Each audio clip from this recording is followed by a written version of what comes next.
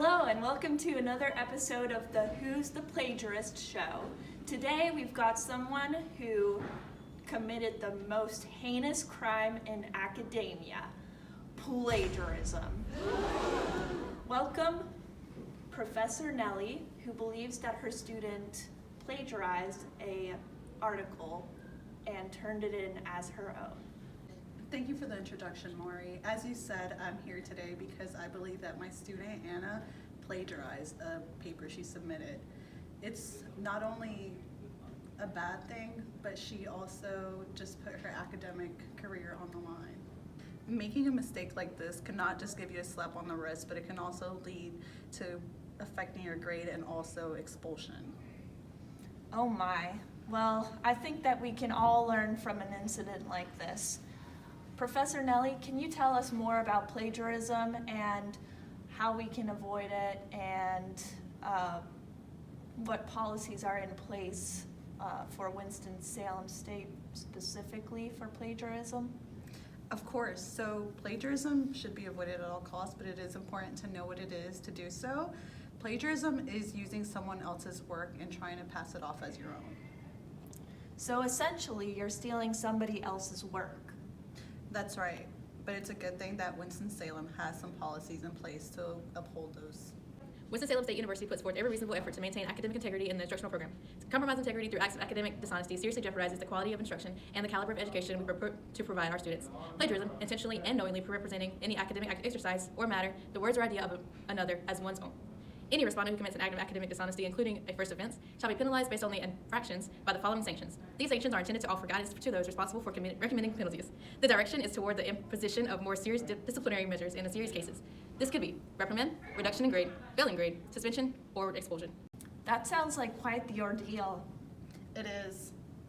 Well, I guess it's only fair that Anna has a chance to defend herself and tell us her side of the story. Ladies and gents, welcome Anna to the stage. Hi, Lori. Go ahead and have a seat. Professor. Hi. Anna, tell us a little bit more about what happened. Why does your professor think you plagiarized? I'm honestly not sure why she's calling me out for plagiarism. I swear I didn't plagiarize. This is a tough situation. We've got two people who are saying two different things. What do you guys think? Should we call in the lie detector test results and see who's telling the truth?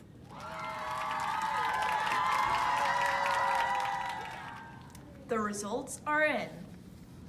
Anna, in the case of your academic paper, you are the plagiarizer!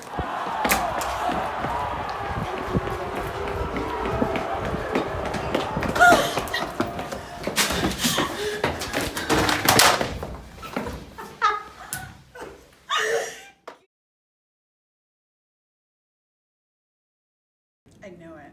I don't believe this because I really didn't plagiarize anything. Well, you did. But I paraphrased. How is that plagiarism? I thought paraphrase what we were supposed to do. How did you paraphrase? I took their work, changed a few things, and made it my own. That's what I was supposed to do. And I thought I taught you better. Paraphrasing is not just using someone else's words. It's using someone else's words and rewording them in your own words and also using citations while you're using them. I apologize. Next time I will do better by paraphrasing and citing my citations. It will never happen again. Thanks, Anna. No problem. Hopefully you can learn from this. Some common myths to plagiarizing are: only copying and pasting counts. It is not plagiarism if it's not intentional. Changing up a few words makes it my own. To avoid the embarrassment of holding the title as a plagiarizer, here are a few tips to ensure that you or a friend can avoid this mistake. Reread the passage until you fully understand the meaning. Paraphrase what you have read without looking at the passage.